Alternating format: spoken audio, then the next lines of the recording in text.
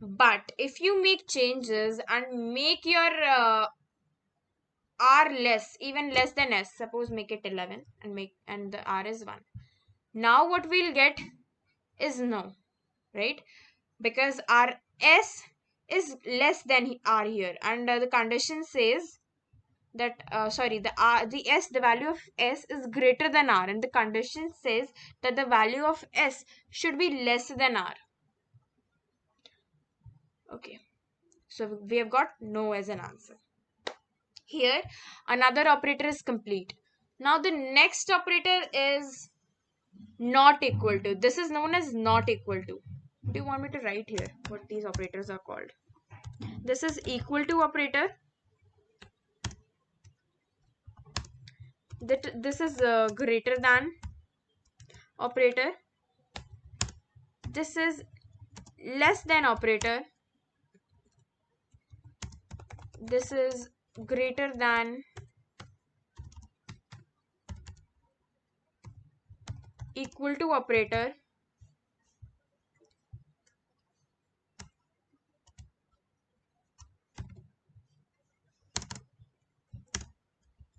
This is less than, equal to operator, and the last that we are going to study now is not equal to.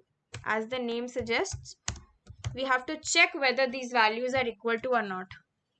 Suppose we have s as 3 and this is 1. So if we put the condition that s is not equal to r, do you think s is not equal to r? Yes, because s is 3 and r is 1. So if s is not equal to r, we print yes, and if they both are equal, we print no. Let's compile.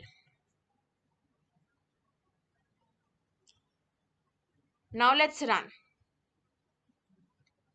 So yes is being printed because they both are not equal. If I also make this as 1, now both are equal. So no will be printed. Compilation done. Now run. No is printed. So now here we are done with all of our relational operators. Now the third category of operator is logical operator. So this one is the last category.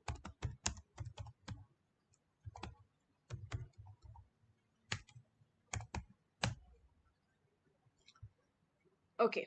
So how many operators are there? There are 3 types of operators in this category.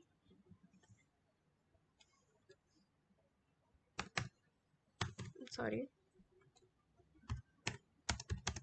And the last one is simple exclamation mark. What is this known as? This is known as and, this is known as or, and this is known as not. Okay, let's clear this. Now when is and used? And is used to check multiple conditions. So let's, for example, if you want to check whether a student is eligible to vote or not, right? How will you check? If the student, how is the student eligible to vote? If his age is greater than 18. If age is greater than 18, see out, candidate can vote. Else, see out, candidate cannot vote. Okay, so this is very simple. If age is greater than 18, greater than or equal to 18. Okay, so this was simple. Here you don't need to use any of the operators because you're only checking one condition. Suppose if I put a condition, if the height of age and the height is also greater than equal to 18, right? Suppose there's a condition that the person can only vote if the age of the person and the height of the person both are greater than or equal to 18. Then you use this AND operator because you need to check two conditions. So if they both are equal, only then candidate can vote, otherwise cannot. Now if age is equal to, suppose, 15. Now let's check whether the candidate can vote or not. So we're getting an error because we haven't defined height. So height, let's suppose height is equal to only 7. Now let's compile and check whether the candidate can vote or not. Now run it. The candidate cannot vote because these two conditions are not satisfied. Whereas if I write here as 25 and the height as 27. Now let's compile and now run. The candidate can vote. So when you need to check two conditions simultaneously, always use AND operator. Now this was about the first operator. The second is the OR operator. So OR means either this or this, either age or height. So the condition says that if the age is greater than equal to 18, the candidate can vote, and it's not important, the height should also be equal to greater than equal to 18. So this is what OR means. So also the reverse is also true. If the age is not greater than equal to 18 but the height is greater than equal to 18, the candidate can vote. Let's say the height is 6 but our age is greater than 18. So in this case, the candidate can vote. See, the candidate can vote.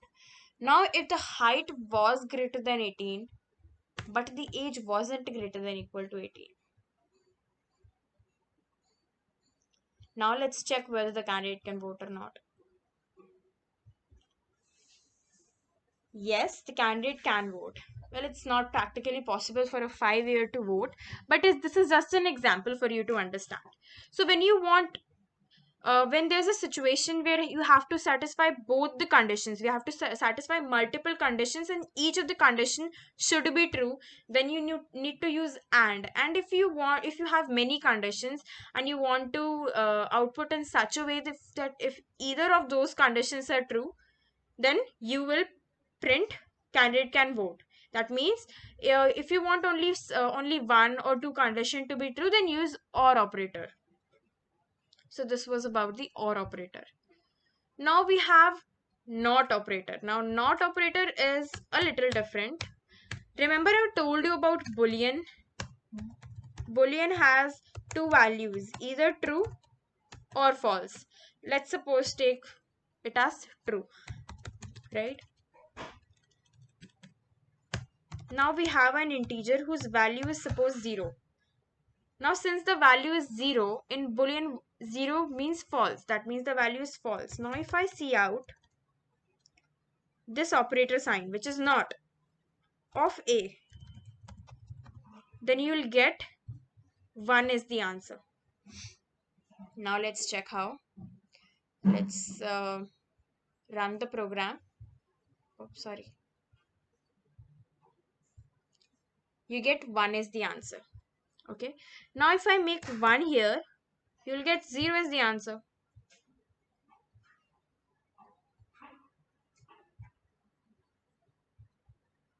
Run this. You get 0 as the answer. Even if there wasn't 1 or there was some bigger value, then also you will get 0 as the answer. Compile. And now run. Okay. So now what this operator does is that it makes your one value. We have two values in Boolean. 1 and 0. Right? So what this NOT operator will do is it will make your 1 as 0 and 0 as 1. If you are giving input as 1 and you are printing not of that variable, then it will give 0. If you're giving output A as 0, it will print 1. So 1 will become 0 and 0 will become So this was all about the operators, all the different types of operators. We discussed three operators: arithmetic operators, assignment operators, and logical operators. I hope all of these operators are clear to you guys. Now moving on to the next part, if and else statement. So while explaining the operators, I told you a bit about if and else statement. Many of you might have a basic idea, and if you don't, there's no need to worry. I'll explain it to you again. So what happens is when you have two conditions, when you have multiple conditions and you want to check which of those conditions are true, then you use if and else statement. For example, there's a student and he has obtained some marks in an exam. Now you want to figure out whether that student is pass or fail, right? So you need to, in order to find out whether the student has passed or he has failed, there might be a condition. There obviously will be a condition. What will be the condition? So the condition will be, if his marks are greater than 30, that means he's pass, right? And if his marks are less than 30, that means he's failed the exam. So that's exactly what we're going to do. If marks are greater than or equal to 30, we're considering 30 also as pass, then we can say Cout the student has passed the exam, right? Now what if his marks are not greater than 30? Then we can just write else. There's no need to write the condition again. We'll write Cout print, that means the student has failed the exam. Okay. Now we can run it, but before that we need to give marks. We need to define marks. So let's suppose the marks of the student is 35. Now let's run this. First let's compile it, and then we'll run. The student has passed because the marks of the student are greater than 30. 35 is greater than 35. 35 is greater than 30. But here if I write suppose 15, now we'll compile the program. Now since the marks are not greater than 30, that means the student has failed the exam, right? Now let's check whether he has failed or not. Yes, the student has failed the exam. So this was the overview of if and else statement. Okay, so by now we have the basic idea of how to write a program in C++, and we know all the basic concepts. Now we can start writing programs, but before that I want to make you guys aware of one more concept. Okay, first let me write this basic structure of the program using namespace std. Now we'll start a program. Okay, now there's one more concept. Previously what we did was we were assigning marks by ourselves, suppose 20. This is we are assigning marks equal to 20 by ourselves as a programmer. What if we want the user to enter the marks, right? So we'll not assign value, we'll just declare our variable marks, which will return an integer value because its data type is int. Now we are printing a statement. What are we printing? We are asking the user to enter the marks of the student. Okay, Clear? We're asking the user to enter the marks. We are not writing by ourselves. Okay. Now let me first run this. So why I wrote return 0 here? Because we are not printing anything. We are not putting any condition. We're just running the program empty to check whether this cout statement is coming or not. Yes, it is. We can see that the cout statement is coming. Okay. Now, but this statement was just printing, right? We were not able to enter the marks. So for that we have cin statement, like we have cout statement for the for us, for as a programmer. We can print anything from our side. Whereas cin is a statement where we can allow our users to print anything from their side. So what are we doing? We are doing cin marks. Our user will enter marks. Now we'll again execute. Sorry, I didn't compile.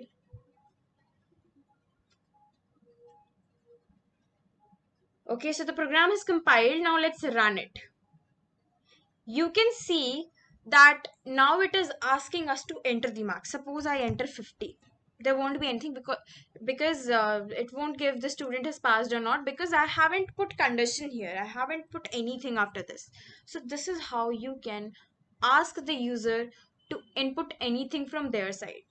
Okay, let's take more examples. No, first let me finish this example only, then I'll give you more examples. So now we can put our condition that if marks is greater than equal to 35, then that means the student has passed the exam. Okay, but else, otherwise, if this statement is not true, then we will see out the student has failed.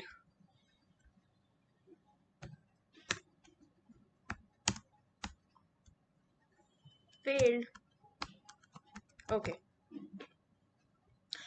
Now, when we'll execute this, first, this output window will ask us to enter the marks, and then it will execute rest of the program. Now let's run. See, enter the marks of the student. Let's suppose the marks of the student is 67.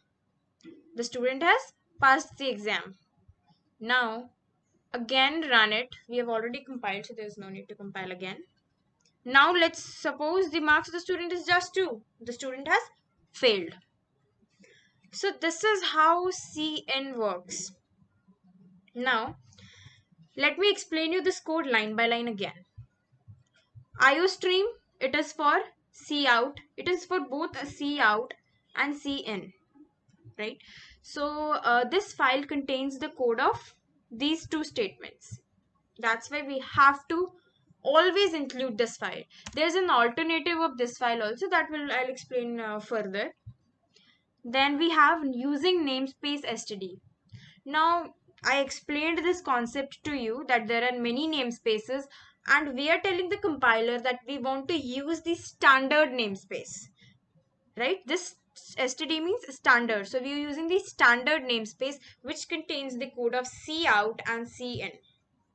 Okay, coming to the third line, we are starting a program. This is the start of the program. Now the main work starts. The main work of the programmer starts. Now we want to first check if the marks are greater than the average score, or we can say the cutoff, right? To determine whether the student has passed or not. So for that we need to declare marks. So we are declaring marks of integer type, because marks, we can also declare marks of float type, because 13.5 or 14.5 also, these are also marks. So let's make it as float this time. Float marks.